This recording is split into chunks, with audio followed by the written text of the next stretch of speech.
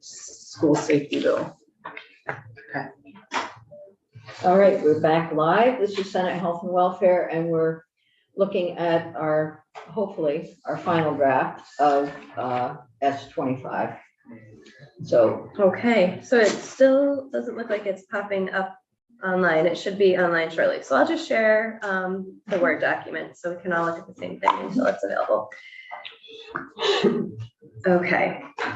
Oops. Stop share. Speak to.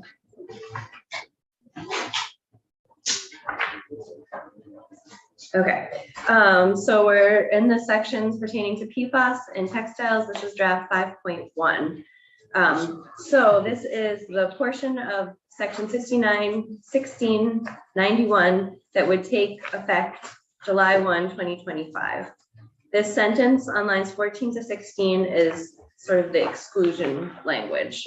So clothing items intended for regular wear or formal occasions does not include clothing items for exclusive use by the U.S. Armed Forces, outdoor apparel for severe wet conditions, and PPE. Then, in the same effective date section, we're adding the definition here of outdoor apparel for severe wet conditions, since it's part of the exemption carve-out piece now. You still have this language about regulated PFAS that hasn't changed since we last looked at it.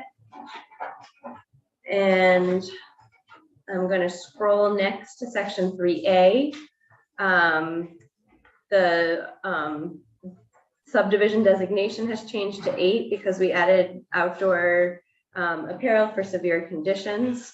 You still have the 50 parts per million taking effect July 1, 2027. And then that takes us to section 3B, which takes effect July 1, 2028. And here is where we're changing the language about the exemption. So we're taking on lines 20 and 21, we're removing the outdoor apparel for severe wet conditions from the carve out. And instead it will be listed in subdivision 1C as part of the definition of apparel. And I think that should be it for the changes we just made. okay, that's very helpful to see it. So, Good. yeah. Questions for Katie? There was one other thing that before Bill made a comment, you had caught something else in the bill. Yeah, And you fixed it. yes. So Okay. that was that we had struck PPE, Right. which is no longer there. Okay. And we have these stars here on line 4 to show that everything is staying the way it is after that. Okay. Yeah. Okay. So do we have copies of that? The, discussion committee. Any comments? I mean, the comment I would make is I think we've improved the bill radically. I understand where we are in the session, and we've adhered to, pretty much the work that our colleagues out in California have done and other states. We've heard a great deal from Washington State and the robust work that they do in their ecology division with their state toxicologists. It's amazing what they have. They have so many people working on testing and evaluating chemicals. We don't have that luxury.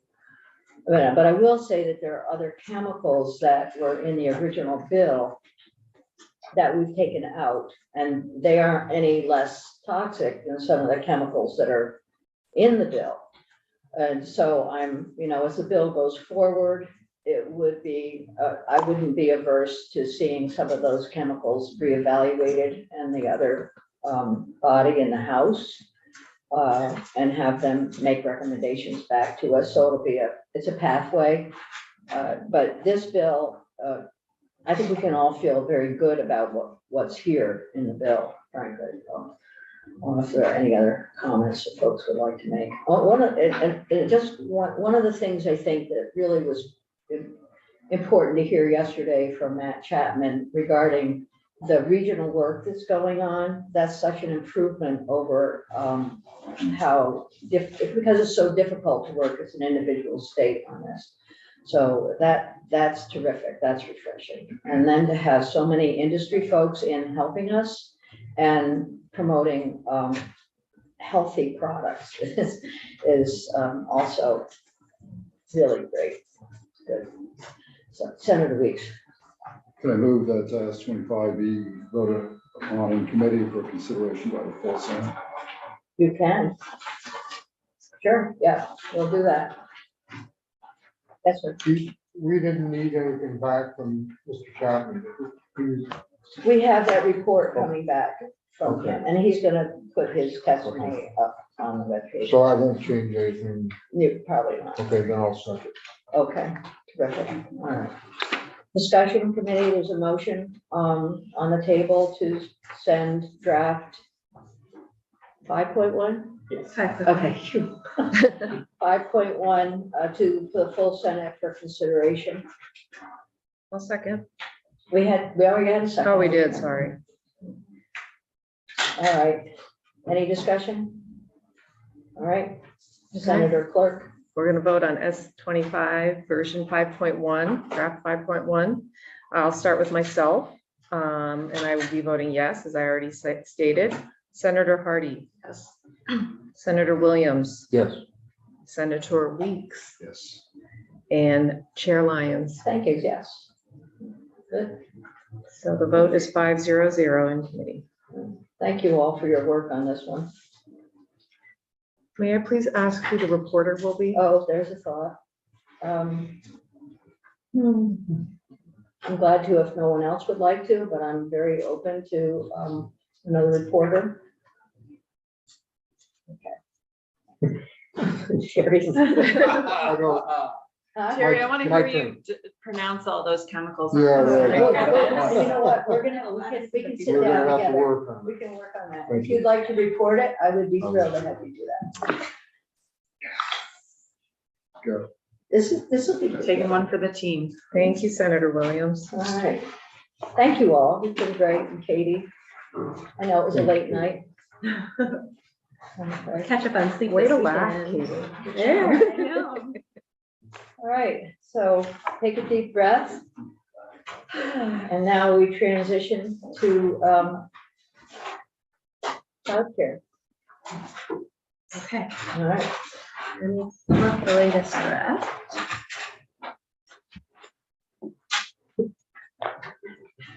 Oops, sorry. Okay. So standing up, turning around, getting back down with a new topic. Are we at draft 7.1. 7.1? Yep. Okay, good. So as I was saying when we're out of the room, I've put the new highlighting in pink to try to accommodate Senator Williams' request. I don't know if it's much better, but if it proves to be really hard to read, we could just get rid of all the highlighting and just look at a clean draft if that is easier. Okay. So since we last met, there haven't been any changes to legislative intent. The pre-kindergarten placeholder is no longer a placeholder. We have language, and it sounded from the conversation like we weren't changing the title of the group at this point in time. Okay, so since you've already gone over this, I'm going to skip it for the moment.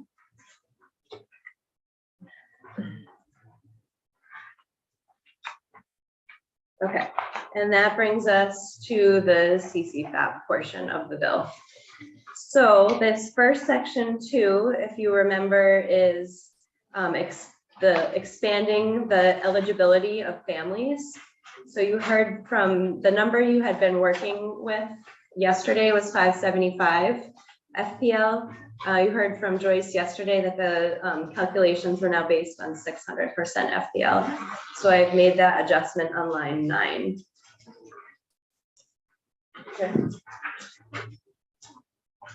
Okay, and then we have section 3. This is session law. This is the one-time adjustment to the CCFAP rates. So we've made some changes here, taking into account everyone's comments yesterday.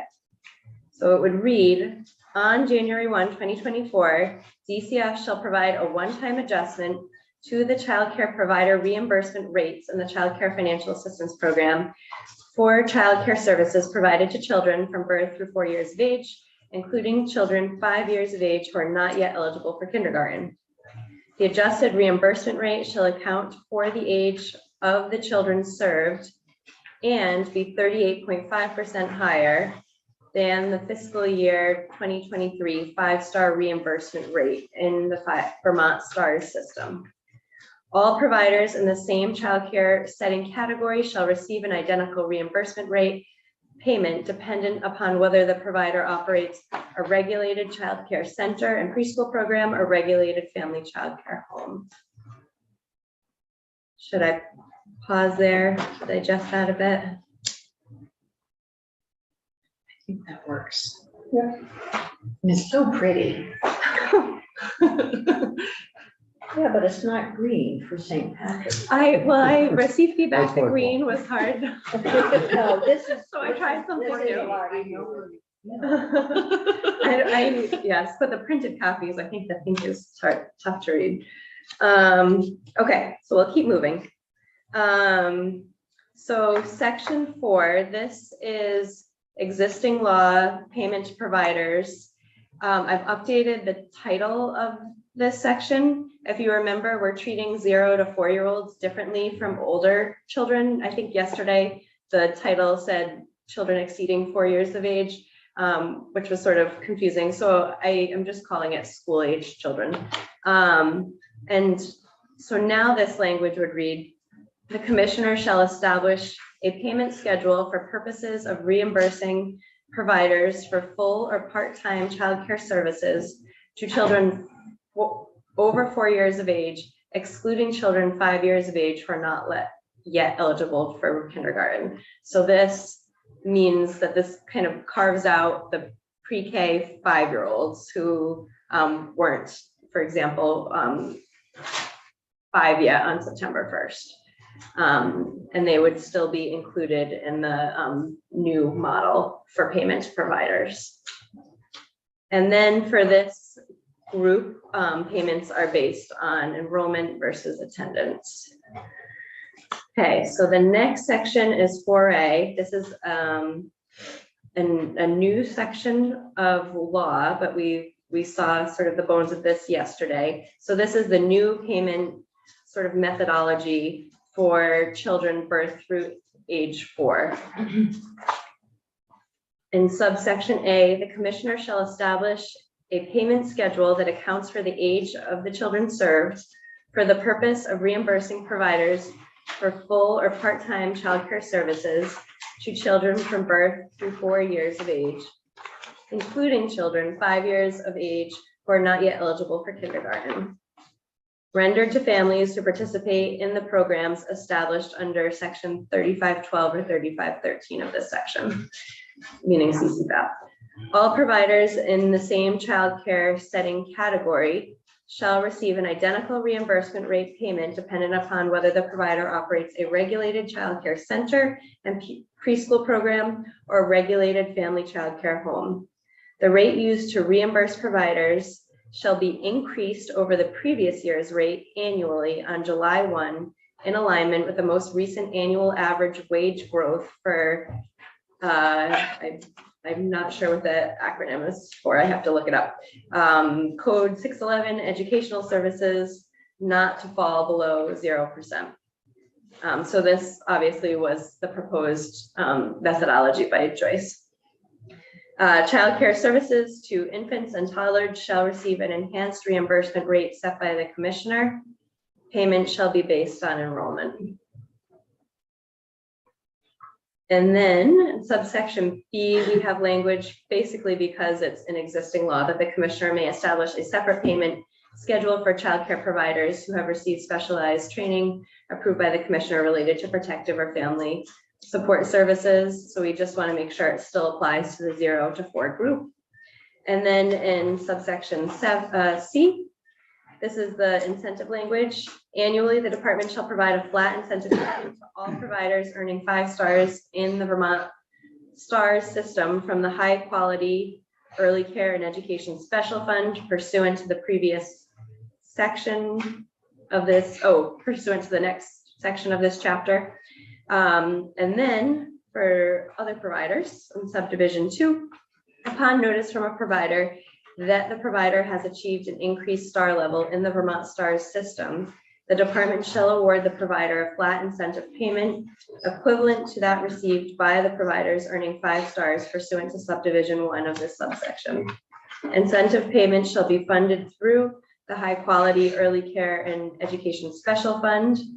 A provider may earn an incentive payment under this subdivision for each additional star level achieved in the STARS system. And then we have the special fund, the creation of the special fund itself.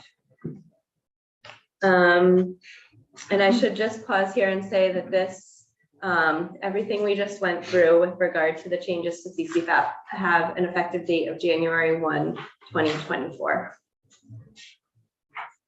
And then mostly this has just been reorganized in the draft. But this is a new section to the CCFAP chapter, and I've just arranged it so it comes at the end of the chapter. And I've updated this section to refer to both CCFAP sections, not just 3512. And then I've reorganized the order in which these sections appear in the draft, so the whole chapter appears together. And that brings us to our provider compensation and total cost of care recommendations. We didn't have a chance to talk about this yesterday, but the Department of Labor was not favorable to this proposal. And if you want the specifics, I'll have to stop sharing and pull up my email and I can read that to you. Should I go through this in detail? Or should I just keep moving high level? Okay. Yeah, keep moving, I think. Okay, so this is the 3 sets of reports and analysis that have to do with looking at the pay scale and integration of the pay scale to total cost of care. How do we define total cost of care? Okay. Section 7 through 9 is the non-citizen child care assistance program. We have not made any changes to those sections to date. Section 8 is the department of, sorry, that's all related. Section 9 is the report on the special accommodations grant. There haven't been changes since you last looked at this, but this is a report back in January. We've already sort of looked at some of these changes. Then in section 10, we have the child care workforce retention grants. This is the 7.3 million. This has not changed since we first looked at it. We also have changes with regard to scholarships for prospective early childhood providers. That was set to sunset on July 1, 2026, and this language removes the sunset, so the program would be ongoing. Section 12 is the appropriations for scholarships for current childhood providers, 500,000. And then, Madam Chair, are we just having Katie go through this, or are we trying to change things at this point? Because I don't think we're changing anything. well, the reports don't work the way they are. Section 6, and we had talked about making changes to these in terms of the dates and everything, and the order that they're done. And we had a long conversation about it. And What page you want, Senator? page 14. Okay, I was skipped ahead and And if the Department of Labor doesn't want to do it, then maybe we just say the Department of Children and Families, in consultation with the Agency of Education, BBF, and BASI, shall develop and submit. But I do not think they're going to be able to do it by November 23rd, 2023, or that they necessarily have the expertise. And if Department of Labor doesn't want to do it, so I'm thinking, I think because DOL has such a significant, has significant ability to put things together. They do have the data. Maybe we switch it around and have DCF in consultation with DOL and put them in so that they're available should they, have information. The date, I'm trying to remember what we said about the date specifically, because we did have that discussion. these 3 dates are all November 1st of 2023. And really the The much. second report is dependent on the first report, and the third report is dependent on the first and second reports. And they're all being due on the first time. In the bill, originally, this pay scale report was a year out. It took, you know, we gave them a full year to figure it out. And then the total cost of care, again, also a year. And those could be potentially done together, you know, they would have to like create the pay scale and then use that to calculate the total cost of care. And then this, What about this? I mean, they're all sort of, this last one is, last one is asking them to create whether and how to integrate a paid scale, and that's kind of what the first report is at. They all seem to be sort of this similar stuff that I think in the original bill was all one report, and then, but with a lot more time. Right, so the choice is to change the dates on each one, maybe integrate the last two, or put them all a year out. But I'm thinking that if we leave the first one at November 1st, 2023, then move the other two out into sometime next winter, spring 2024. There's time there.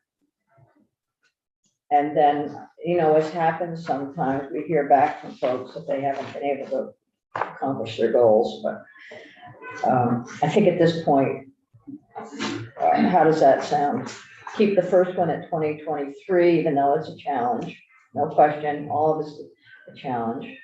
And then put the other two out at January 2024, January 15th. Or February. I mean, we're asking for all sorts of reports from the same people, so Exactly. I think there's just no way they're gonna be able to do this work. I'm looking at my friend over there, and I Well, think Deputy Commissioner McLaughlin's well, agreeing I with think you. it's unfair to ask them to do tons of this work in 6 months and to expect that it's gonna be quality. And you know, I think the original bill, I think it was a year It was a out year. to do most of this stuff. And even that was probably pushing it, but at least it was, and it was all What integrated suggestion are you into. making? for I think improvement? you know, we had this conversation 2 days ago. I think I suggested at the time to move the dates out and integrate the reports. Because the first one is saying Same thing. the tiered professional pay scale. The second one is the third one is asking whether to do it. And if we're asking whether to do it after we've asked them to create it, if the answer is no, don't do it, then we've wasted everybody's time creating it. So is your suggestion then, you've identified the problem, and it is something we talked about. I thought we had changed the dates. I agree with you on that. And so if we integrate So I think the C and A, as if we can, integrate A and C, and then have, I think maybe the third report should come first. yes. Do we do it? Whether and how to integrate a Yes. tiered professional pay scale. And this also gets to the question that Senator Weeks has repeatedly asked, which I think is a great question, is the appropriate legal mechanism to do it. Like, even can we do it? Your point about imposing a pay scale on private entities. So do the first one, maybe by November 21st, 2023, they answer the question whether and how. And that integrates C and A together. That's what you're suggesting, and I would agree with Well, that. no, it The whether doesn't. and It's how. just the third report Would due you come first. Yeah, And okay. I'm looking, You think that, okay, I'm looking at you. Can I ask And- a clarifying yeah. question? So C2 and 3 are not going to be part of the November 123 report. Is it just one, whether and how, or is it the structure? The weather, Yeah, because you what, can't. do and then two the and third one about the appropriate legal mechanism. Okay, So so I'll it's C save- 1 and 3. I'll save 2 for a different report. And then, so C 1 and 3 by November 1st. Ask the question whether and how, and is it legal? Does that make sense, Senator Weeks? Does that make sense, Janet? And then you do the other two reports, include C2, the structure of it. And looking at New Mexico and DC. So in those two reports then would come back to us at a much later date. Yeah, so then So the I would suggest that they would come back in December of 2024. yeah, I think, so, Do you in- want them that late? yeah, I Well, think there's no, I'm I, just gonna say November gives you time to draft. okay, November of 2024. okay, Yeah, that's good. Janet, is that even potentially doable? And I think this, we did talk about this the other day, and I thought. we had I know got- you're new and we're asking you off the cuff, but. Yeah, I mean, an assignment with 18 months lead time in general feels not crazy. Yeah. And so but I do want to check back with my Okay, leadership. so Katie, can we do that? I'm working on it. So Okay, a question, are you combining the November 1, 2024 report? That's going to be one report with everything else that isn't in the 2023 report? yeah, Yeah, so, Yeah. so yes, the answer is yes. Senator, if you would Yeah, let me no, go finish the ahead. sentence, it would be really helpful. I would, The paragraph A, which is the sort of lead in, so combine paragraph A and paragraph B, yes. and then C2 into one Okay. report. And is DOL listed as a consultant still? I think consulting DOL on the pay scale part of it is, They really should be. They But- have significant information, and we've heard from the stand-up of the emergency, what do you call it, essential worker work that they did. It would be helpful here too.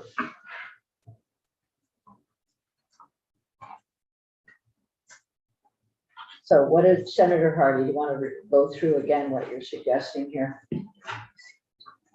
Katie, do you have it so that? I have it. I can pull it up at some point, but not quite yet. Yeah, no, I just don't want to interrupt your training thoughts. So section 6 would be 2 reports now. The first due on November 1st, 2023, that would essentially comprise the things we're asking on C1 and 3. So a report to the 2 committees from DCF on whether and how to integrate a tiered professional pay scale for professionals who provide childcare services as part of CCFAP, and then the appropriate legal mechanism to implement any approved tiered professional pay scale, including consideration of statute, rule, department guidance, or other appropriate mechanism. I don't know if that's all necessary, but essentially, like, how legally can we do it? So that would be the first. And if they come back and say, no, we can't do it, then we don't make them do the other reports. Oh, yes, we do. I mean, or, Careful you know, what you if say we on the agree, record, if we agree with Yeah. their assessment, you know, if it's like, okay, legally, this isn't possible, you know, and so, and then the second report would be paragraph A, which is, okay, yes, we can do a tiered scale. How do we do it? Create it, make the tiered scale, and then use that tiered scale to also calculate total cost of care, because the total cost of care is dependent on the higher pay scale. And that one would be November 15th, 2024. Does that make sense? Yeah, good. I'm glad you caught this because we did discuss this earlier. Thank you. Sarah, did you? Good. If Sarah has a. Yeah, I don't, I think what you're talking about makes sense. I'm just curious, the weather and how report no longer includes anybody other than DCF, like Vermont AUIC, Building Grant Features, others who have been working on pay scales oh, in true, the yeah. state. So I don't know, I would assume you would want them to be part of that conversation and not just have DCF. Yes, we do. Yeah, I mean, Yeah. maybe that's the same group that does both Yeah, it would reports. just move up under with the A. And Yeah. DOL could be consulted on the first report as well, because they would know how to implement, whether and how to do a pay scale. Yes, Does that make sense, Katie? yes. I think we should know what I have. Yeah, well, of course, but Do you wanna take a break right here? No, I have something. Let's at least take a look to see if I'm on the right track. I'll just share this.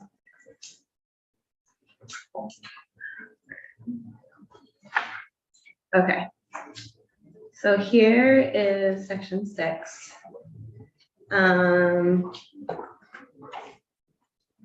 Okay, so the first report, November 1, 2023, DCF, we didn't talk about, you were talking about stakeholders, but I didn't catch it, shall submit a report to the 2 committees addressing the following: whether and how to integrate a tiered professional pay scale for professionals who provide childcare services as part of the Childcare Financial Assistance Program, and the appropriate legal mechanism to implement any approved tiered professional pay scale for professionals who provide childcare services, including consideration of statute, rule, departmental guidance, and some other appropriate mechanism.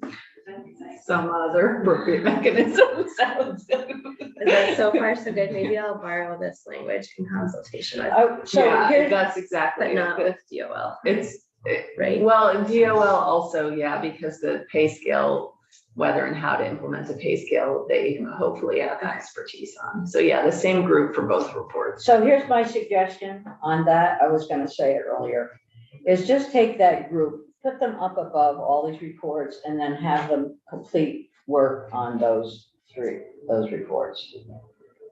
So. Well, she's the- just the whole- drafted it. The whole group, let me finish.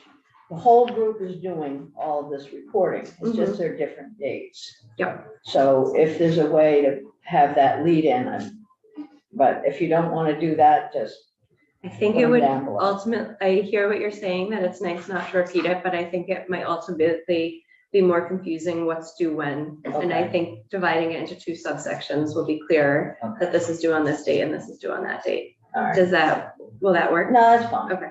That's fine. She's trying to simplify, but Okay, so obviously then, that doesn't work legislatively.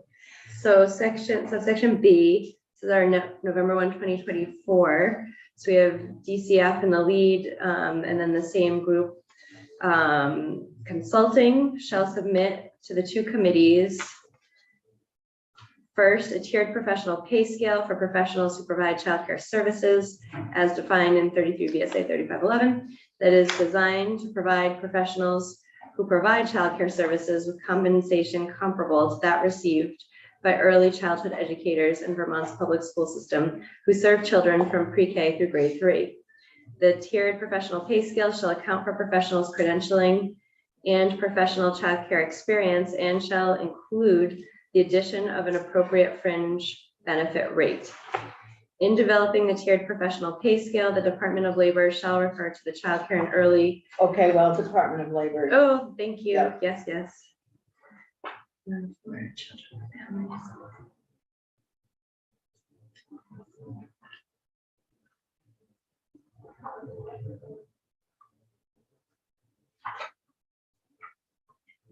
Shall refer to the Child Care and Early Childhood Education Financing Studies. That's the RAND report. And so these are deliverables. They'll provide a formula to calculate the total cost of care to serve children in a licensed or regulated child care facility as defined. Can I just say regulated? I don't need to see licensed and regulated. It's licensed is regulated. A formula to calculate the total cost of care to serve children in a regulated child care facility. And we don't have to say to both committees anymore. And oops. here, I have to delete this one. The structure of tiered professional pay scales for professionals who provide childcare services that have been implemented in other jurisdictions, including New Mexico and DC.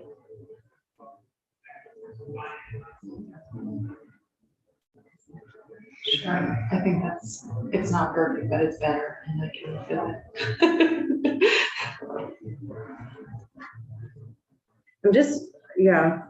I'm sort of playing with the 3 in my mind, because it seems like you'd sort of want that information before coming up with the pay scale itself. Yeah, I mean, maybe we add that to the first report, that they look at what happened in other places. And just, so.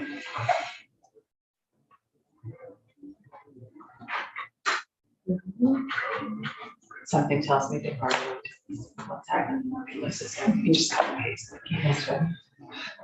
Okay, so I'll put that back here.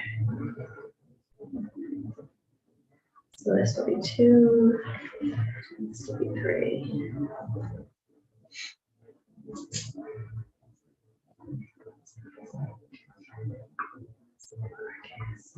Okay. Okay.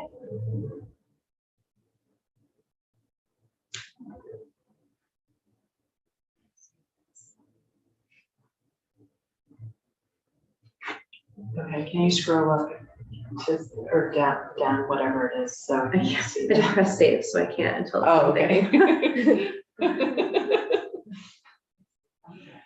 Oh my God. I know. Even making a window to the, Mhm. Yes, exactly. Hold on, it's being funny. And look, she changed to green. I did for today's edit. For St. Patrick Day edit, here green. Okay, there we go.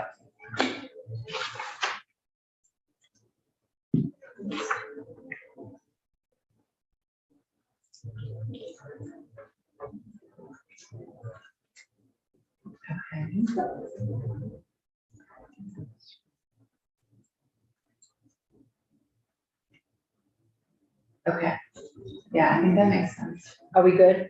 And then. That's good.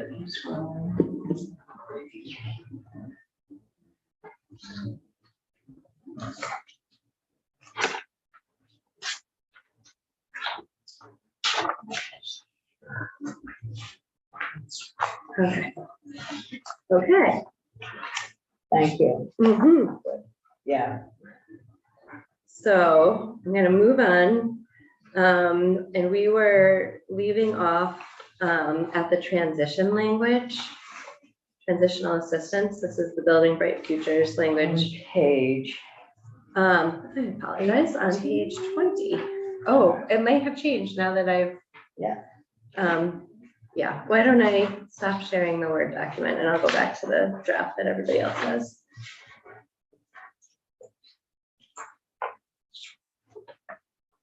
It's nice to literally be on the same page. Okay, so this is the Building Bright Futures Technical Assistance. They communicated, so if you remember, we added this language in on lines 18 and 19 to say, not that Building Bright Futures would do these things, but they would assist the department to do these things. And then there was a communication from Building Bright Futures that they thought the previous subdivision 2, the monitoring responsibility, should be pulled out because that was already within their statutory authority. By pulled out, moved separately. So it's not just an assistant role, but it's something that they actively are doing. So what these changes are pulling out the prior subdivision 2 and creating a new subsection B that says Building Bright Futures shall monitor the transitions referenced in subsection A of this section annually, and that they'll submit a report between 2025 and 2028 regarding what they're seeing while monitoring observations and recommendations. Okay.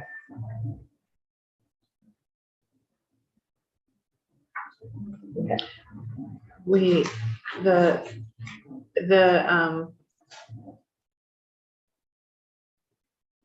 this continued reference to the pre-kindergarten program, Yeah, we changed it to any. I don't think that's necessary anymore because the bill doesn't do anything. I can't hear you, Senator. The reference to pre-K on line 14, I don't think it's necessary anymore because there's nothing in this act that alters or establishes the pre-kindergarten. Well, the only thing is that if the date is out as far as 2025, 2028, would that then implicate pre-K here? It could, but as written, it says, well, yeah, I mean, it could pull that in if there's a Yeah. change. So, I mean, leaving it in won't change what's happening necessarily in the rest of the bill, but going forward, there might be some relationships. Yeah, I mean, the purpose of implementing the provisions of this act doesn't alter or establish first of all, a pre-kindergarten program has already been established. The act does not alter or establish one. It didn't before, yeah. Oh, it did before. It did alter, Yeah. but Okay. this, I don't think this Why is don't we just say necessary, alter? because all we're doing is doing a study Where are you seeing this act? Just a moment. on line 13. Yeah, For the 13 and purposes 14. of implementing the provisions of this act. Mhm. So I don't think I think, Do we just take out this act? no, I think just get rid of the including any plans to establish or alter the pre-kindergarten program established under 16. Just says including, And not mention it at all, because if it's gonna happen, it's gonna have an effect anyway. I'm fine if with we that. do anything Either to way, pre-K, it will be in Yeah. another act. it'll be in another Because place. this act, Yeah. this does nothing but study it. Yeah, okay. So I think taking that out is, it's, Is there anything we want to say there about a consideration for any recommendations or changes to pre-K? Any ongoing considerations of changes? BBF, recommendations. no, BBF is already in the study. They don't need to be in this part too. They're in the pre-K study. That's all that we're doing Yeah, on pre-K. okay, And if we okay, do you're something good. else on pre-K, it will be a subsequent act. Okay, that's fine. What do you think, Katie? I'm just reading it through to make sure it makes Okay. sense to me.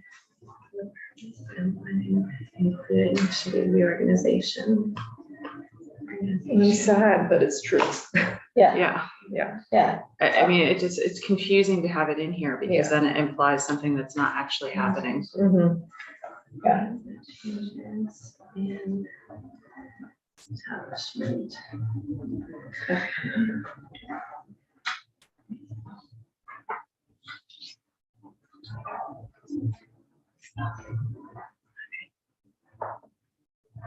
Okay. Is that read okay? We're not seeing what you're doing. Oh, You're not doing Sharing it the other on the document. draft that we're looking at. You're doing it on it. I guess it doesn't switch when I switch. Yeah. Almost like,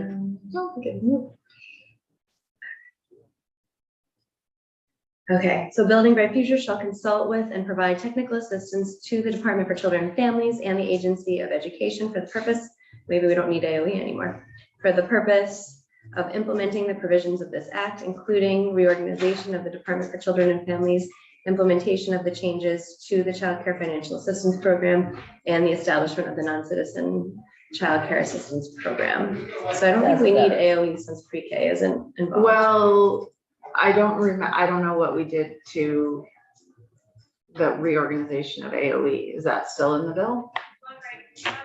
I don't think so. No, we took that out. We're adding, When did we take that out? We never had a conversation about it. No, we did in the beginning. No, we didn't. We did not have a conversation about that. We had a conversation about the pre-K. The AOE reorg should still be in the bill. I think we gave that to the Committee on Education. And I asked the Committee on Education, and did you guys ever discuss it? That's No, above my okay. pay grade in here, so No, we didn't. we'll have to, but it is out right now and it's a broader discussion. So what we have in here is reorganization through the AHS. Madam Chair, it feels to me like some decisions have been made on this bill without actually having a committee Everything that's discussion. happened has been right here, Senator. I don't believe that's true, but Well, that's unfortunate. So, Senator Bullock, I will leave it to you to communicate with your chair regarding that. So I think Katie is probably right in here, but on the other hand, AOE, there are implications for AOE in any of the work that goes on regarding childcare. But in this case, it's an agency reorganization, decision-making. I would take it out. So for clarification, I'm going to consult with the chair of education. About the reorganization Okay, of the Agency of Education. which I'll only be able to find in the Right. It in was the first introduced. Yeah. bill. The concept was that there's an additional deputy secretary Right. that was added to specifically address pre-K and special education services. I can talk to you about it. And you know what, if it looks like that's something that would be beneficial and should be left in the bill, we can add it in as as an amendment, or we can put it in before the bill hits prime time. I mean, I think I can say fairly unequivocally that it would be beneficial, but Yeah, so I mean, that's a question for the Ed okay, committee. yeah. Yeah. So Katie, you know, we'll have to make it happen, that's all. Okay, Yeah. yep, if there's an amendment, we can then start it, and that Yeah. shouldn't be a problem. Especially because the language was already drafted, cutting and pasting, so that Yes. is fine, doable. that's something. Okay, so that brings us to the property tax exemption that I don't think this committee is going to look at. And then we have our reorg. There haven't been any changes to the reorg since we last looked at the bill. The only change really since the committee's taken up the bill to splitting out DCF into two departments is not including the health department, maternal and child division. So that piece was removed. And also there was an addition of language from the banking association that was added. And those are sort of the entirety of the changes to that portion of the bill. I'm going to scroll to the very end because there's new appropriation language you haven't seen yet. Yeah, let's do that.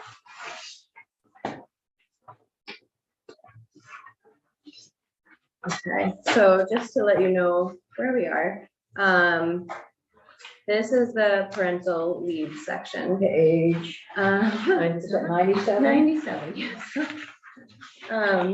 So yesterday we talked a little bit about how the effective date of the parental leave program didn't quite line up with when the new Department of Economic Empowerment was to be created.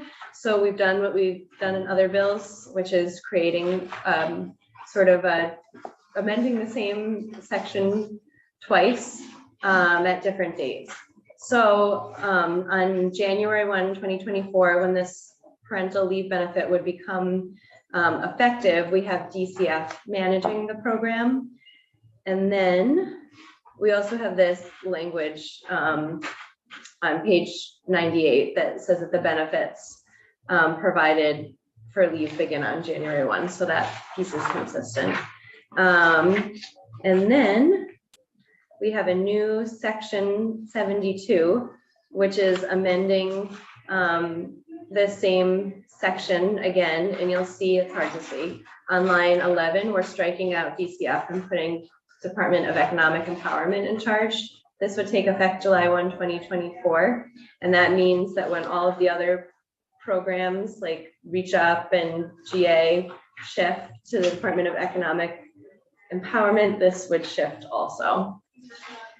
So that is the change you're seeing here. I'm wondering, now that I'm looking at this, if we still, on July 1, 2024, if we'll need the sentence, the benefits provided pursuant to this section shall be available for leaves that begin on or after January 1, 2024. I'm gonna strike it, because that will clean up the statute, I think, at that point. And then we have our we have our appropriations, very important. In subsection A, in fiscal year 2024, 90 million is appropriated from the general fund to DCF for the purpose of funding both the child care financial assistance program, and the parental leave that got cut somewhere, and the parental leave benefit.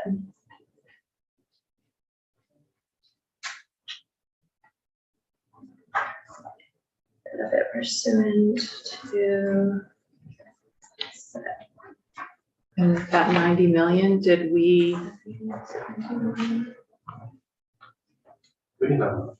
Or have we talked about that yet? No. No, okay. I'm stealing Roland's thunder by saying the number before. Of this act pursuant.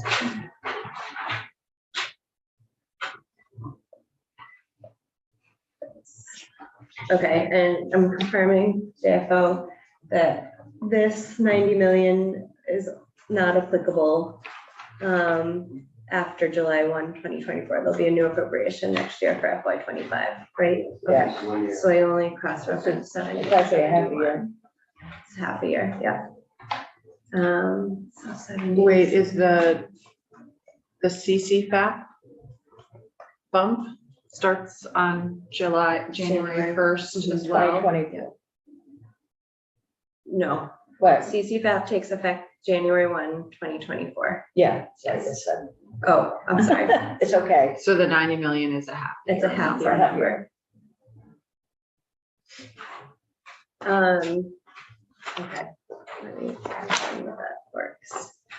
And then there's appropriation of 150,000 for Building Bright Futures for consultation and transition assistance services required pursuant to the act. So we have, this might be section 6 now, is section 6 now. So this is for the big transition assistance program. And also in section 5, they're consulting on the reports. So that's assistance for that piece. I'm gonna highlight this. And remembering that anything in here that reflects revenue of the state or appropriations is going down to both of those, both finance and appropriations, to evaluate where the money is coming from and how much. And then I think it's important to just talk through all of the effective dates to make sure everyone is on board and has the same understanding. Senator Weeks has a question. Oh. So before we move to the effective dates, in the appropriations section, is this pro forma that this is the level of detail we provide in a bill? Nothing to outline the cost of scholarships is this, and the cost of CCFAP is that? No? What we usually get is a fiscal note from Joint Fiscal Office that delineates sort of the context and then the reason for each of the appropriations that are in the bill. So is that And something that's actually available today? that's something that, That's not, But- for the record, I don't think that's what Senator Reese is asking. I didn't I hear. don't think that's what Senator Reese is asking. I think what he's asking is how do we derive the 90 million Oh, right. Correct. I mean, how do you Yeah. total up 90 million? versus, For half a year. versus the, Oh. what a fiscal note normally I is. always hear these The questions. various appropriate, well, I had a conversation, so I. Yeah, I okay, understand good. the question. What I'll say is that we are still working on coming up with a fine tuning that estimate, and we recently received some more information. So we're continuing to fine tune that estimate. But that's where we're at the moment of what we just bill. Okay. And that's where we're at with the estimate. So, I mean, I was gonna wait till Katie finishes, and I can talk a little bit about the breakout. between CCFAP and parental leave piece, and then what we think 25 is gonna look like. But again, that's not the next question. Okay, so. But it will be helpful when when we finish Yeah. here with Katie, then to have you and Joyce available and we can go through that discussion. Okay, let's do that. Okay. We will. Yes, ma'am. Okay, I'll kind of move on these effective dates quickly. So unless specifically called out, a section in the bill will take effect July 1, 2023. And we have language with regard to the non-citizen program that it will be effective July 1, 2024 if funds are available. And then in subsection B, we have all of our CCFAP language. So we have, subdivision B1. So in section 2, that's the eligibility, that's expanding which families can participate. Section 3 is our one-time adjustment. Section 4 is adjusting the existing language, which now applies to provider rates for school-aged children. 4A is the new provider system and incentive system. And we also have the creation of this special fund. All of those pieces take effect on January 1, 2024. And then there's language, except the commissioner may adopt any rules necessary prior to that date in order to perform the commissioner's duties under this act. So that's saying, department, you don't have to wait, get started on rule making if you think you're going to need rules. Section 2 is the property tax piece that we haven't looked at. That's July 1, 2024. Section 3 is the division of Department for Children and Families into two departments. That takes effect July 1, 24. And then we have language related to the parental leave program that will take effect January 1, 24. However, this transitioning the parental leave benefit program from DCF to DEE will take effect on July 1, 2024. Okay, so going back to any questions there on the dates? And so going back to the governance piece, does it, I think it's important that education weigh in. It wasn't something that we spent a whole lot of time on in here. And so the question is it easier to keep it in and to have it come out later? Or is it easier to have it put in going forward? I think I'm totally agnostic on this, and I think it is the education committee's role to provide a recommendation. I have to look at my bill as introduced to see what it entails. So the bill is introduced. We have a section 2 that says there have to be at least 2 deputy secretaries. That will need to go back in. That is the only place. No. I mean, because I'm thinking if we put it in and then Ed wants to take it out, we can take it out somewhere down the line. So there's a. It's probably easier to put it in. So there's a second section that creates a second deputy and appropriates 200,000 for the creation of the second deputy, which isn't in the current bill. It was in the bill as introduced, and they're talking about putting it back in. I think, so it depends on when that position goes into effect. I had that position going into effect 7/1/24. No, that would be 7/1/20. Well, or as the bill is introduced, it would have taken effect this year. Okay. What is Depends on it? when you do it. Yeah, the I mean, transitioning discussion in DCF goes between 2025 and 28. So this then, I think that's what's in there, sort of the governance transition piece. Am I incorrect in that? I'm not quite following. No, I think What's the date for the governance change? The DCF, Yes, July 1/24. okay, so that begins then. Yes. There's no deadline for when it happens. So it would be consistent if we put this back in to leave the date of July 2024. I think it's a policy decision. Yeah, The no. original reason it was July 1/23 was to get this person in place a year ahead of Right. a 4-year-old pre-K in public Right. schools happening. So if we did that, and then the committee, education committee can look at that. That, I don't think it does harm to leave it in. So that was, the new part, right, not the DOE, not the AOE, right? AOE, What is an AOE? Okay. Yeah, so I think if, I would prefer we put it back in, because there was, the increasing the sort of status of early childhood education in both yeah, agencies was the goal. And given where we're at with pre-K, moving it to July 1, 2024, I think makes sense, and then we wouldn't need to have the appropriation. And it would also give AOE, the one bit of testimony we had in here about it was the current deputy secretary, who wouldn't be replaced, it would be an additional one. She said there was some issue with trying to figure out the current person who's the division director, because this would raise up a division director and how that would work from a personnel matter, et cetera. So that would give them a year to sort out that. So I think if we can put it back in with just a. Yeah. I think, and it simplifies, I think, and then education committee can look at Thank it you. and give us a recommendation. If education committee feels that this is something that needs to be taken out, No, I Yeah. think we're gonna probably be in favor of it. you would, okay, well, That's I mean, here, speaking on behalf of three Speaking members of the. on behalf. I think there's a general sense that. Yeah, more- oh, check with your chair and how he wants to deal with that. That would be good. so, Okay, but I would agree with the suggestion. All right. That will take me a few minutes to put in, so I'm Okay. gonna So- suggest maybe I switch So to Joyce wants JFO. to make a comment. I have one Standing up. technical question. Okay. So the language We're currently not- reads, oh, you're standing up.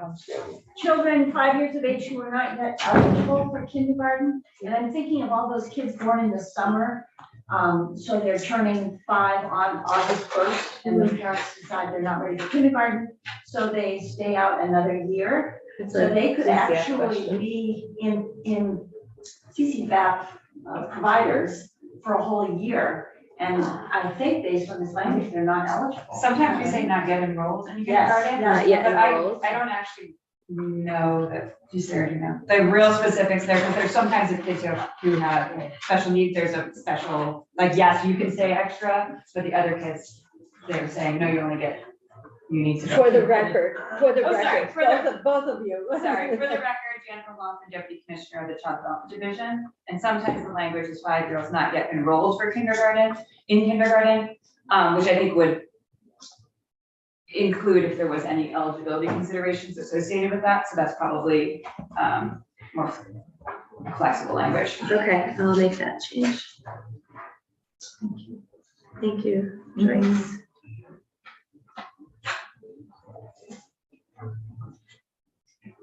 Okay. Why don't I switch seats with Nolan, and then you can, oh, are you both coming up? Okay. I'll make these changes. Yeah, just finish it, I'm just leaving it alone.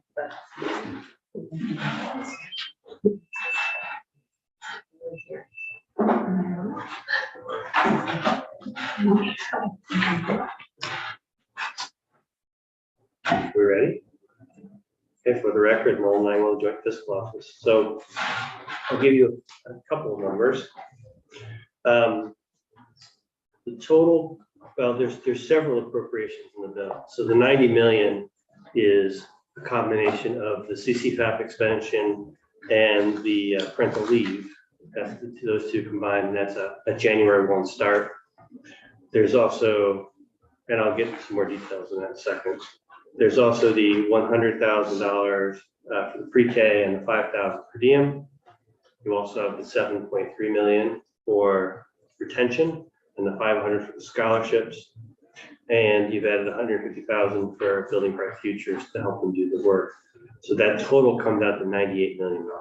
98,055,000. Of that, one time is Covering what period of time? this is for fiscal year 24. I'll have 25 numbers as well. there's one of that one time is 8 million. I'll have a fiscal note on this. But Yeah. Don't have one though. Of that one time is 8,055,000. And then the rest is the ongoing base of 90 million, and that's the CCFAP and the parental. The CCFAP, breaking down to 90, the CCFAP expansion is 81.5 million. And then the parental leave is 8.5 million. Our fiscal year 25 estimate total is gonna, if you were to do these programs, you're looking at about $190 million. So I will say that we are continuing to refine our estimates on the 90 million and the carry forward of 189 million for the program following through the year. You know, we've been using a combination of information we've got from DCF and some information that we had from the RAM report. We had, I would say, we went to a breakthrough last night, but our modeling significantly improved last night, and we're still working through that. So I think I would say that this is the current number. I think we continue to refine it. But that's where we're at when Katie needs to put a number in. I can't tell you which way it's going to go at this point, but I would just say it's going to continue to evolve as we kind of work through it in this tight timeline. And it's been difficult and complex, and but it's been a lot of work, and we appreciate what you're doing. I would like to address Marie's question. I think it's a good question. Yes. What he's been asking, I don't want to put words in his mouth, so correct me, saying, how did we get to that number Exactly. from the RAND? He specifically was saying, how did you back out? What got backed out? Were you backing out tuition? Were you backing out wages? Were you backing out other costs? Am I correct, Senator? I want to make sure that your question is being articulated clearly in this room. And the answer is, that's not how we were doing it. We were working off of a more, I wouldn't say crude, but jump in, Joyce, if you want to help out with this. Okay, jump in. Come on up. Yeah, I just want to make sure your question was articulate, well answered. Joyce Manchester, Joint Fiscal Office. So I would say that the RAND report was a terrifically detailed and well-developed modeling of what it takes to get to a high-quality early care and education system. And we have actually seen and played with their model, and they are going from where we are now in terms of what do we spend for personnel and physical plant and, you know, food and supports and all that other stuff. What are we spending now for early care and education in the state? And where would we like to be if we're moving to a high quality system? So they're actually building up all of those personnel costs and the physical plant costs and the curriculum development costs, all of those elements of a high quality system to get to their aggregate amount. And what people have been focused on is the gap between what we're spending now in the state for the early care and education programs to where we would need to be based on their high quality characteristics. So that gap for RAND's scenario 4, which goes to about 10% family payments up to 350%, and then ramps up to about 15% at 500% there, which is a little bit more generous. Where our curve is a little bit above that. But on the other hand, we keep going to 600%, okay? So their gap for their scenario 4 is $270 million in 2022 dollars, okay? And our adjustment where we're increasing the reimbursement rates by 38.5% now in 2023 dollars is 53% of the way towards that aggregate amount that RAND said we would need to get all the way to the high quality system, okay? So we are saying one approximation is we're going to take 53% of their aggregate gap to say that's where we're going in the first step to move towards a high quality system. So we are not building up ourselves to say we're going to do this much of higher credentialing and we're going to do this much of additional curriculum planning and so forth and so on. But we're saying they did all the hard work. they know the total cost to get us there. We are trying to get about halfway there. And so we're gonna use about half of the aggregate cost, the aggregate gap in funding.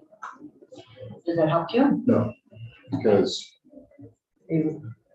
we're, all the elements of the RAND recommendations are in our bill. But believe so. our CCFAP rate is even higher than was outlined in the RAND report. Oh, absolutely not. Oh, you mean the 600%? 600%? Yeah, Yes, excuse me. absolutely right. You're right, yeah. I don't see what, it's not apparent what was in the RAND report is not in the bill to account for $100 million per year, lower than the RAND estimate. That's what's trouble. Do you want me to try? And we make it more generous. Yes. To me, it So, doesn't compute. so I believe that when you say those high quality elements are in the bill, I believe you're referring to the section that says, let's do a study of what it would take for us to get all I the think we way. already know what it takes. It's in the RAND report. I agree. But, There's no shadows there.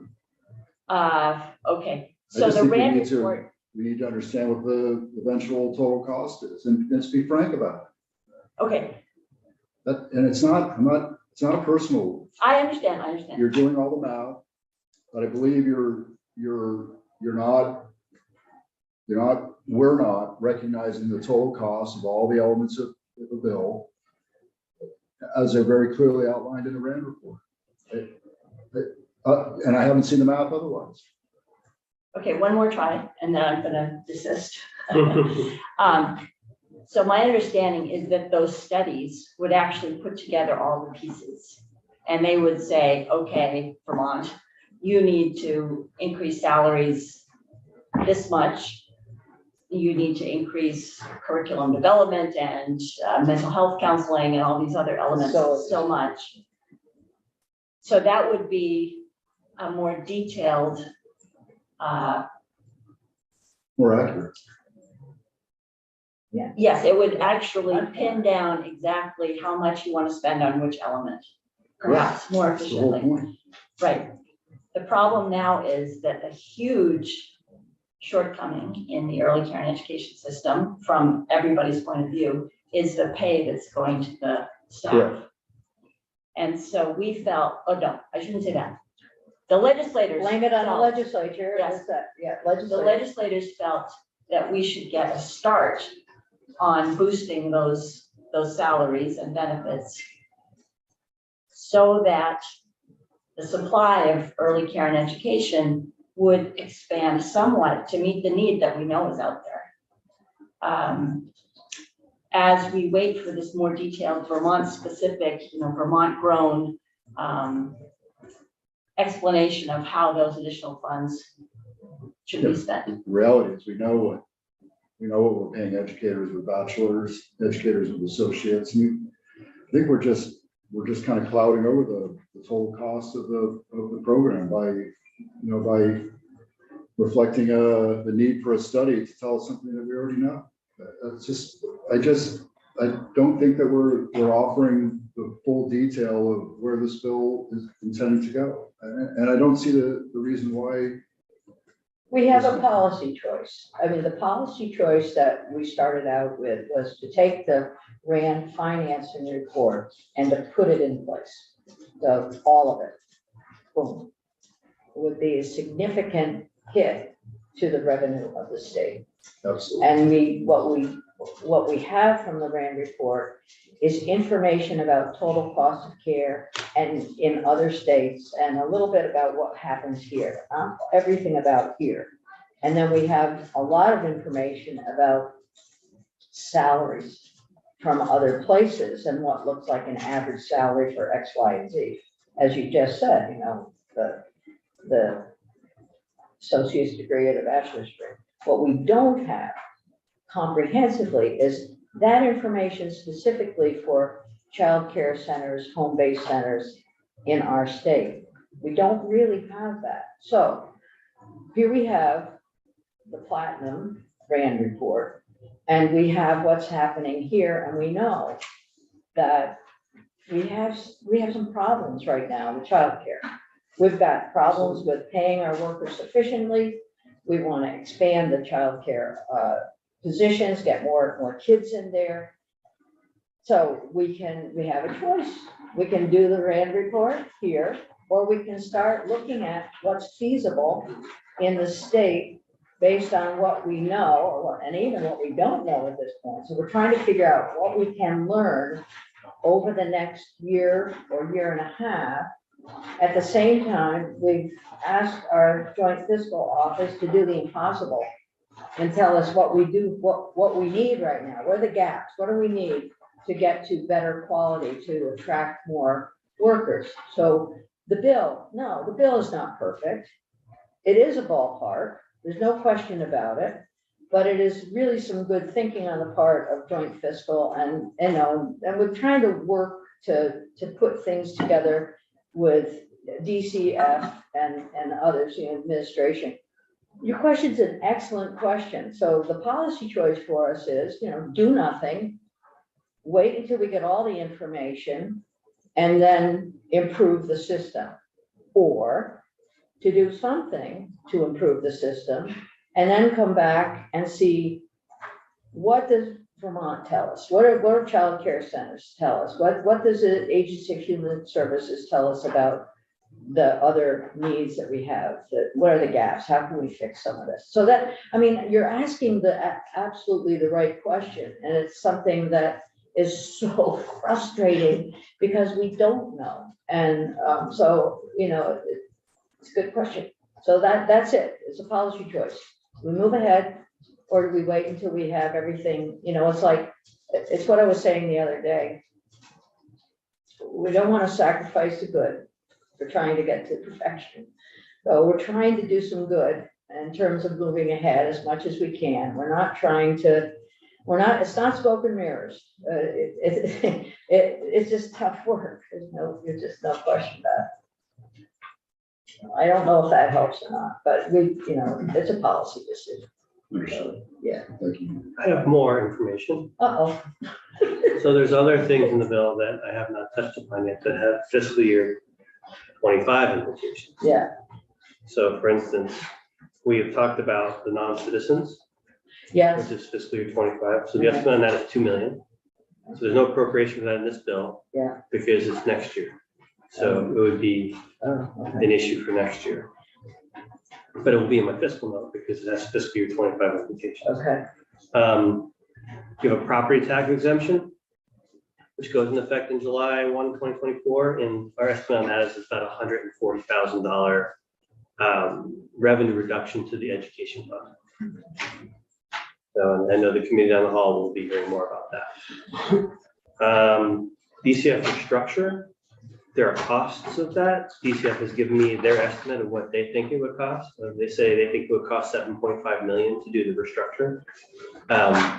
We can decide whether we think that's too high or too low or whatever, but nonetheless, we have to agree that there will be costs to a DCF. How much was that? 7.5 million.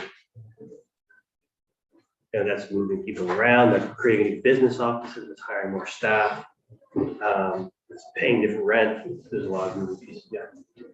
None of these financial outcomes that you're sharing with us, or not outcomes, but costs, are talking about or presume the 4-year-olds being in the public schools, correct? Do not, because that's not in the bill. Okay. And the last one I have here is the creation of one deputy commissioner position in DCF. And I have that at 160,000. So that total cost, for the cost to annualize the pieces that are in the base, which is the CCFAP and the parental leave. And then all those other one-time, we're talking $197.3 million for fiscal year 25 costs, carrying forward the base costs. And then you have, of those, the one-time would be the 7.5 million. And then the 140 from the ed fund reduction.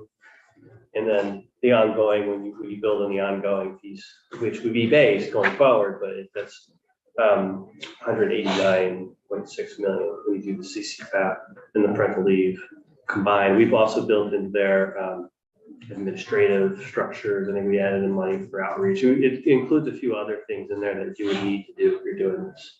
So it's not just the cost of the program, but there's some thought around administrative costs that would have to be built into that as well. But again, we're continuing to refine those numbers. Okay, thank you. Go ahead. Does anyone, since we're being presented with a lot of large numbers right now, does anyone have either the RAND report or information from the Department of Labor of what fruit will be born of this work? Because I think it's important to have some kind of a counterbalance. I'm not sure what you're asking. What are the What are we buying? What are the fiscal benefits of doing this in the short and long term? I think that's, is it in the RAND report? Can we all go back and look at that over the weekend to remind I think ourselves? so, yeah, yeah. Absolutely. Yeah. I mean, the Do that. benefits are outlined as being for families, for the workforce, for businesses who have more reliable, more available workers. But are there numbers associated or tied to those benefits? So- Is there an economic impact, like positive economic impact I Yes, mean, for the state. for the state, that's in the not RAND for report. Yes. the individual family? Obviously, the economic impact of the individual family is quite clear. It's CCFAP. It's in the RAND report. There's an increase in the labor force. I don't remember the exact number and I'm sorry. Labor force is the provider. Not No, the- no, no, no, not the no. economy. No, Growth of the economy is outlined in the RAND report. Yes, Okay, I'll take a look. yes. And you will see an increase in the overall state labor force because people have access to childcare. Take a look. And then there's also like It's the a last chapter. increase in state tax revenues, all that stuff. Right, So that's right. captured in That's there. what I was trying Yeah, to but ask. we're talking about the benefit, the enhancement, not to the families, but to the overall economy. Correct. The economy would grow, not because the state is infusing these funds into the Correct. economy, but There's an overall macroeconomic analysis that was done as a big chunk of the RAND report and it's spelled out as the last chapter in that report. thank you. And I will have a sheet soon. We're still Yeah, working no, on it. it's a- I would like to have had something to hand out, but it was not ready for prime time. Okay. So, there'll be one next week, obviously, when it goes to bedtime. But we got it. But I'll make sure everybody in this room gets a copy of it. And Nolan, your sheet will just be the costs, correct? Yeah, I'll have like a little spreadsheet that just kind of lays out the costs. It won't be a fiscal note, but it'll be a fiscal reference sheet. Okay, thank you. You're welcome. Okay, that'd be helpful. Okay. Deputy Commissioner has got her hand up. Yeah, can you just clarify how this connects to the governor's request? Oh, Yes and no. I mean, yes, we have a sheet in our office about how this is gonna be covered, but I'm not prepared to talk to that. We can have an offline about it, but we haven't had discussions about that's also it's also above our pay grade, in terms of how legislators plan to pay for this. Mhm. Some of it has to do with the give and take in the governor's, Yeah, and that's not. yeah. that's- I'm thinking about, right, the governor's recommend was 56 million, and so just sort of, I think in the past, the conversation said sort of this builds on top of what was already put at the. I would say that how the governor's proposal fits within the construct of how it's going to be covered is really a Senate appropriations decision, and it will be a. it will be part of that big conversation. So I guess the answer is it will be revealed, Okay, but we're not, okay, I think it's not, my observation, right, is though, that the things that are in the governor's budget in terms of the expenses yes and are for no. the most part. No, well, Well, yes, Yeah. Are in here plus more, but I'm just Yeah. saying like. right, but expanding to 40% and increasing the percentage of children. who Correct. use One the simple Increase example reimbursement is the governor's proposal was 400%. Yes. For CC, 400%. Yeah. This is 600%. Obviously, it's and we have the equity piece because we're decoupling the rates from, Mm-hmm. so yes, Right. Okay, so yes, it's more, but there's some. Right. there's a lot of the But like, government budget. whether the grants are gonna be in part of that's not our decision. Okay. Yeah. So this is Yes. the beginning of a Okay. conversation. And it will, as it travels along, there will be changes. We've tried to lay out some policy positions from this committee. And then the implications of that financially will be, we've tried to look at as best we can in here to fill some of the gaps in the state. And then it will move on to finance and appropriations, and the appropriations is a place where the budget is considered, and particularly the governor's budget, but it hasn't been ignored. I think, as we've looked at it, as joint fiscal's been looking at the money. Okay. Thank you. Any other questions for Nolan and Joyce? What I'm going to suggest, I'm going to ask Katie, how are we doing on the S-56? Good, you have a draft, I sent it to the editors in case this is a draft that you choose to vote on, and I haven't received it back from the editors, I know it's an yes. So let's switch positions and have Katie come up, and I think what we'd like to do in our last hour, two things. One, we want to look at S-56 and then S-47. I am, if you think that we might have a printed copy, we have a copy on our webpage, Katie, at 56. Oh, the new one? Yeah, no, it's not ready yet. So, yes, Oh, I think we need to be on the floor in half an hour. Oh, and I should be. So we only have half an hour.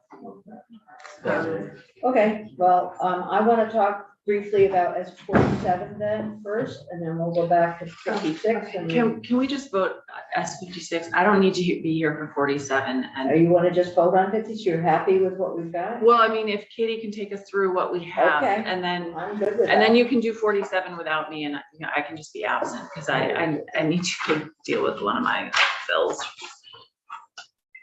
That's fine. Sorry, that's, Don't be you know how sorry, it it's crossover is. day. Okay, I'm opening up the document.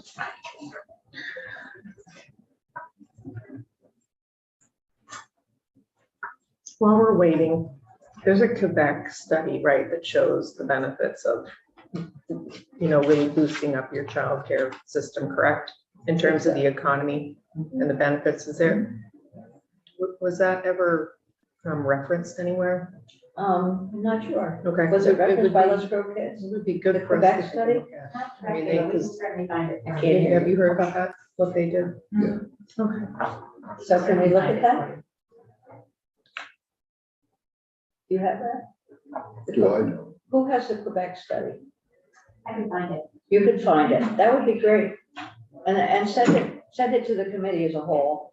Because I think Senator Reed's question really is getting to that. I can also send the economic impact analysis that we had. as well. Yeah. Oh, I forgot today was Friday. All day. I know, but we're on the floor and a half, less than a half. Okay, go ahead. Okay, I'll walk through the changes in green, which are the changes you added today, if that makes sense. And go just as, Go quickly, okay.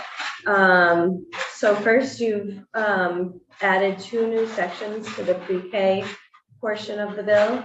The first is this 1B, deputy secretaries. The secretary shall employ at least 2 deputy secretaries. 1 deputy secretary shall solely manage the division of student support services, which shall govern special education, early education, and multi-tiered systems of support, and hold at least a master's level degree in early childhood education, special education, child development, or related field. And then you have a new section 1C, the establishment of a 2nd deputy secretary position within the agency is authorized beginning in fiscal year 2025. And then you've changed the word eligible to enrolled for including children 5 years of age who are not yet enrolled in kindergarten. You've changed that in 3 places. You reorganize this report. I won't go through it all. And I think those are the only changes. here. Oh, okay. And so we've taken out, maybe you want to put AOE back in now, but we've taken out AOE and pre-K from the things that Building Bright Futures is giving technical assistance on. Let's look. Leave it for now, okay. And then I'm going to scroll to the very end of the bill. Okay. So where are we? So this is the paid parental leave. I think the only change on this today was striking this language of when the benefits begin for the language, for the changes that take effect on July 1, 2024, because that won't be relevant anymore. We've clarified that the appropriation of 90 million is for both CCFAP and the parental benefit leave, parental leave benefit. We've updated a cross-reference. And then in the effective date section, you've added a new subdivision B1 that says that sections B1 and 1B and 1C relating to an additional deputy secretary within the Agency of Education shall take effect on July 1, 2024, and you've renumbered the remaining subdivisions in this section.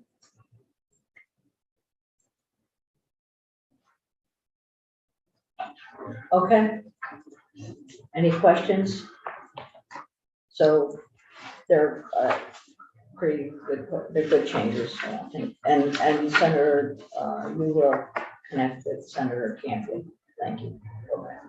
Yeah, I think that's probably the best way to do it. There are too many little changes going through the bill to try and do it later. Okay, discussion? Motion? Move that we approve. What draft number is it? 8.1. 8.1. Well, we've done. That's good. Demonstrate some diligence. I'll second. Okay, thank you. Further discussion on the motion now that it's out to approve draft 8.1 for S56 and send to the full Senate for approval. No more discussion? Go ahead. Okay, we will do the vote for S56 8.1. I'm the first and I will vote yes. Senator Hardy, Yes. Senator Williams. No. Senator Weeks. No. Chair Lyons. Yes. Okay, the vote in committee is 3-2-0. And who will be the reporter? Senator Hardy, are you open to this, please? Yeah, Oh, that I'll would report it. be great. Thank you. Thank you all for your work. I mean, regardless of whether you voted for the bill or not, all work hard on it. I appreciate that. So, Sorry. no, I understand. We may hold the vote open for you on this one. You don't need to. It's fine if I'm absent. I mean, I would vote yes, but it's. Well, that, we might need it. It's fine. I don't know. Okay. I have All no right. idea what it was. I just need to. I got it. No, it's gonna be, if it's gonna be an aye, we have a fighter. S47. Hey. Thank you, Nolan. Thanks, Nolan. Thank you, And Noel. thank you, everyone who's weekend. been here for this bill. We appreciate it. Okay, next bill. This is draft 3.1 of S47. This is a clean copy, so we don't have any of the strike throughs anymore. What is different about this version than the last version you saw is at one point the committee accepted language that was presented from Vermont Legal Aid, and this version does not include that language, as the committee received feedback from Vermont Care Partners that they were very concerned with that additional Yeah, language. that was a big group that worked on it, so to pull out one person's didn't make sense, so thank you for weighing in on that. And your name is? For the record, Julie Testa from Vermont Care Partners, and I appreciate your putting the effort into this very quickly and responding to our concerns. Thank you. Okay. So to walk you through and remind you what this bill does. So in subsection A, we're adding the word license before physician and moving to gender neutral language. The bigger changes in subsection B, the law enforcement officer may take the person into temporary custody. So we're no longer having language about the mental health professional. And then we're saying a law enforcement officer or a mental health professional, if clinically appropriate, may transport a person to a hospital, police barracks, or other safe location in accordance with this section, with section 7511 of this title. The law enforcement officer or mental health professional shall apply to the court without delay for a warrant while the person is in temporary custody. And it's the word warrant that is problematic for some folks, so going forward, it might become something else, but warrant is understood. Okay. Yeah, I feel, well, it might be right for a draft request if the committee wants to work on that at some point. I can put something together. We talked about it. Yeah, it's Deciding on keeping warrants. Okay. So just to summarize in this subsection B, the law enforcement officer is the only person who can take the person into temporary custody. The qualified mental health professional wouldn't be doing that anymore, but the mental health professional could transport a person if it's deemed clinically appropriate to do so. And then we have language that the law enforcement or the mental health professional, again, is applying for the warrant without delay.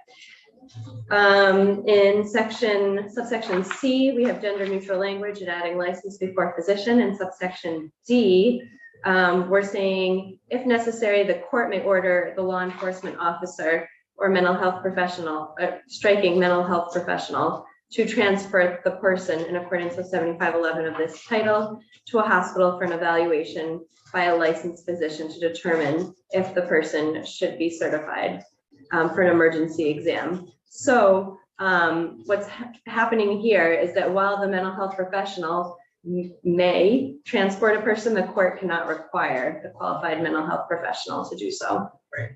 So that's how B and D subsections B and D fit together. In subsection E, we have gender neutral language, adding licensed before physician.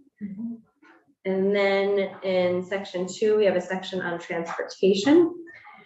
The commissioner shall ensure that all reasonable and appropriate measures consistent with public safety are made to transport or escort a person subject to this chapter 2 and from any emergency department or inpatient setting.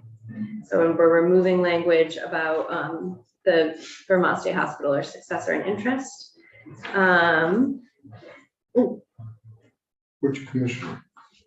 Commissioner of Mental Health. So that would be defined in the chapter. That's why it's not specifically mentioned here. Good catch. And then in subsection D, there's a policy of the state of Vermont that mechanical restraints are not routinely used on persons subject to this chapter unless circumstances dictate that such methods are necessary. A law enforcement vehicle, the last draft you saw said a law enforcement officer. So this draft says a law enforcement vehicle shall have soft restraints available for use as a first option, and mechanical restraints shall not be used as a substitute for soft restraints if the soft restraints are otherwise deemed adequate for safety. This takes effect on July 1, 2023. Okay. Questions, comments, go ahead. Just my concern is that there's no, the restraints are expensive. And they may have to be changed out. Somebody vomits on them or whatever. So how is this going to be funded? Well, that is a question. Yesterday, we heard an appropriations from the state's attorneys and sheriffs, and they'll have to fit it into the budget. And we also heard from folks that many of our current officers utilize these and they have them. So, and I'm seeing, Julie, you've had a little more experience in this area and the discussion with the group. So maybe you mind commenting? Can you comment? Sure, soft restraints are the best practice in our use. I don't know about the need for spares. I've not heard that come up. But that's the standard that we've been using in Vermont for a number of years now, in part due to the leadership of the legislature. So it'll be like any other piece of equipment where they'll have to change out, renew, for, purchase going forward. So part of the capital expense. And we'll probably be talking about it in appropriations at some point, or at least in the budget. Any other questions? Okay, well, I would accept the motion, so I'd like to make it. Also move. Second. Wow, All right, I love this committee. let's do this. Any discussion? So the motion is to recommend favorably draft 3.1 to the full Senate for approval of S47. Well, so no further discussion. We'll go ahead and vote. Senator Gulick is a yes. Senator Hardy, She said yes going out the door, and I would allow for you to collect your vote because it Okay. is crossover day. great. Senator Williams, Yes. Senator Weeks. Chair Lyons. Yes, Okay, so for now, the vote is 4-0-0, but I can try to collect it. do that and then just get it on the, put it, when Got it. you talk with Okay, I can go do that right now. Does anyone like to report this bill? Who hasn't reported a bill? Oh, I just got a signed one this. What did you get signed? Oh, he's got 36. Yeah. That's right.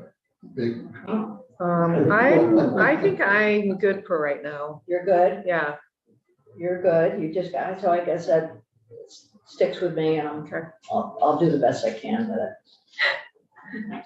I think you'll be just fine. I guess I screwed up yesterday. All right, great. Thank You you. were successful. Very successful. Very successful. All right, so do you mind if I run down the hall and get the fifth I vote? don't mind at all. Is there anything else that we need to do right now? Just say for next week, if you look at the agenda as it comes out, you'll see that we're gonna be talking about the letter. You want to send a letter of federal delegation. I had a letter that I put together previously, and I'll try to bring that in for model. Everybody think about what you want to put in, and we'll have that on the agenda someday next week. We do have a bill 411 that absolutely needs to get out of here so quickly because the deadline for renewal of some of the COVID flexibility requirements is March 31st. So the governor has to sign it.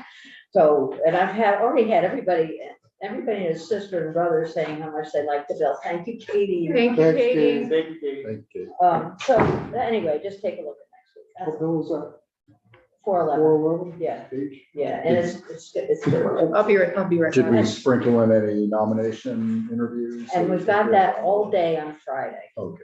So that's the heads up. Good. That's good. All right, so we'll go offline. Thank you all. This has been so stressful this week. Can't tell you how much I appreciate your work.